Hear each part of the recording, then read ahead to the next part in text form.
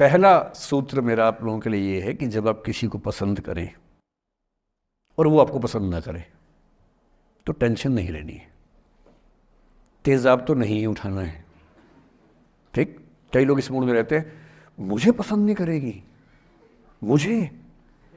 मैं राजा हूं, मैं नवाब हूं, मुझे पसंद नहीं करेगी। अरे तू क्या है भाई, नहीं पसंद हो तो नहीं पसंद हो, ये क्या बात हुई?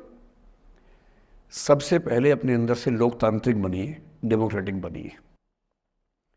जैसे आपको हक है किसी व्यक्ति को पसंद करने का, उसको भी हक है किसी को पसंद या नापसंद करने का। यदि कोई ऐसा व्यक्ति जिसको आप पसंद नहीं करते वो आपको प्रपोज करे तो आप उसको मना ही तो करेंगे। बस मना इज्जत से कीजिए, किसी को बेआबरू करके मत भेजिए। ये नहीं कि अच्छा तुम शीशा देखा है कभी, रुको आईना मेरी जेब में लो, ऐसे नहीं करना है। बड़े बेआबरू होकर तेरे कूचे से हम निकले, वो वाला भाव जो गालिब को आया था वो भाव नहीं आना चाहिए। अगर कोई आपको कभी प्रपोज करे, आप लोगों की उम्र है, ये सब चलता ही होगा आप लोगों के बीच में, मैं आपके टीचर से सामने बोल रहा हूँ लेकिन मैं ऐसा ही हूँ, मैं जानता हूँ कि आपकी उम्र में से होता होगा, सब जानते हैं तो होता ही होगा। कभी किसी से ये उम्मीद मत करना कि वो आपको पसंद करे ही करे। यदि कोई रिजेक्ट करे, बस हाँ रिजेक्शन थोड़ा प्यार से होना चाहिए, बदतमीजी से नहीं होना चाहिए। उसके अधिकारों का उतना ही सम्मान कर रहे हैं जितना आप अपने अधिकार का सम्मान करते हैं कि ठीक है भाई आपको मैं पसंद नहीं, कोई बात नहीं, तू नहीं कोई और सही, कोई और नहीं कोई और सही, बहुत लंबी है जमी मिलेंगे लाख हंसी, इस जमाने में सनम तू अकेली तो नहीं। कितने लोग हैं दुनिया में, ऐसा क्या है? और मैंने बहुत प्यारे प्यारे बच्चों को देखा रोते बिलखते हुए कि मैंने उसको प्रपोज किया, उसने मुझे मना कर दिया। अंकल, छोटे छोटे बच्चे आजकल मुझे लव गुरु मानते हैं अपने आसपास, वो मेरे पास आके ऐसी ऐसी बातें बताते हैं बड़ी क्यूट तोतली आवाज़ में, मैंने उसको प्रपोज किया, उसने मुझे ऐसे वाली आवाज़ में एकदम रोते बिलखते हुए। तो मैं बोलता हूँ बधाई हो बहुत बहुत तुम्हें, कॉन्ग्रेचुलेशन। मैंने अपनी ज़िंदगी में ऐसे 50 मामले देखे और 50 में से कम 49 मामले में जब कहीं दिल नहीं लगा, बाद में उससे बेहतर ही व्यक्ति मिला।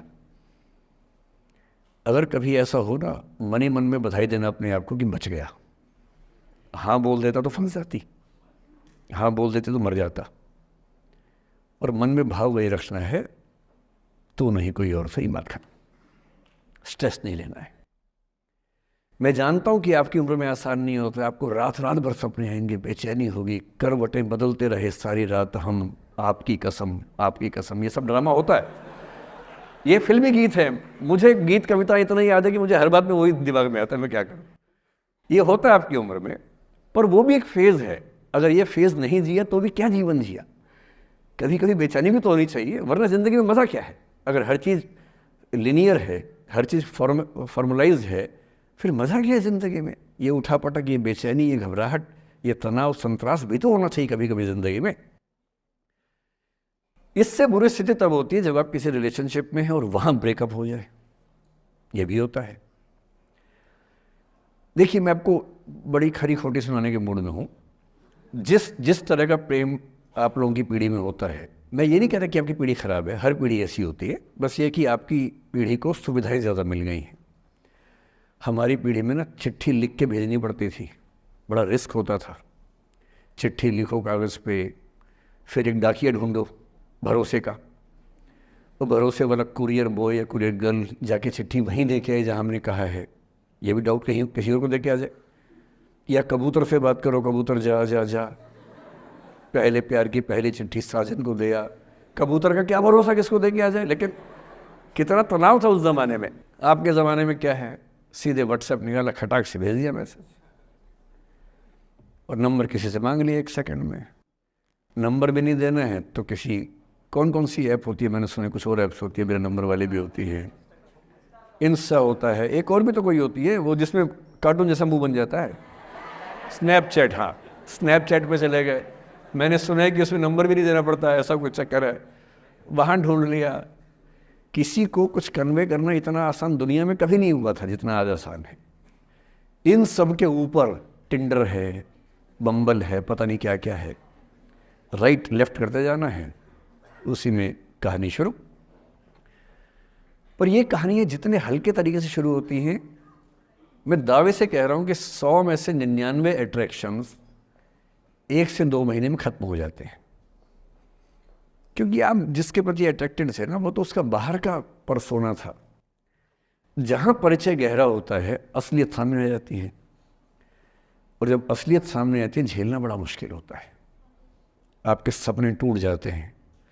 आप जिस छवि पे दीवाने हुए थे, वो छवि तो सिर्फ छवि थी, वो तो इंसान नहीं था वैसा। 99% केसेस में मेरा ख्याल है कि अट्रैक्शन 1-2 महीने में समाप्त होता है। उसके बाद तो एक बोझ है जो आप ढो रहे हैं। कभी कभी होता है कि दोनों का ख़त्म हुआ तो बात आसान है, कभी कभी किसी एक का ख़त्म होता है, एक का नहीं होता है, वहाँ मामला मुश्किल हो जाता है।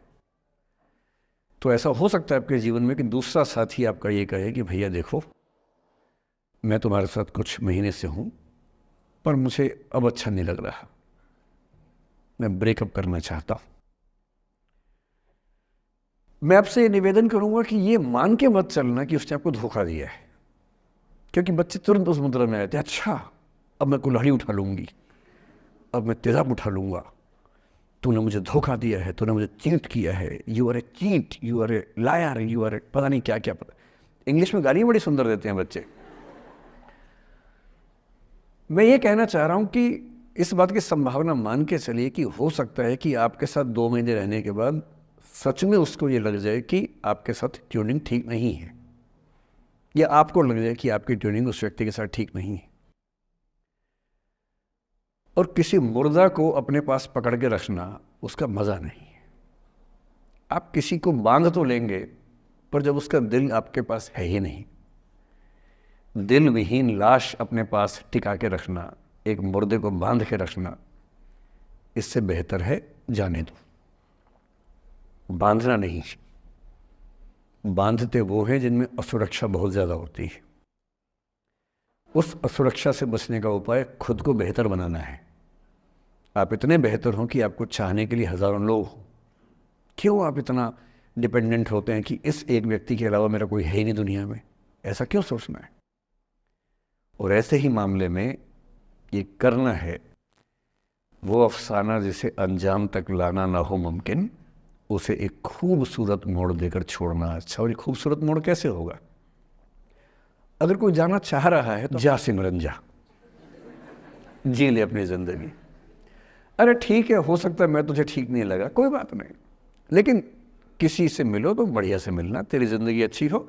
मैं भी ढूंढ ही लूँगा किसी न किसी को, थोड़ी हेल्प कर दियो, कहीं इंट्रो करवा दियो मेरी भी, लेकिन ठीक है तू भी जा।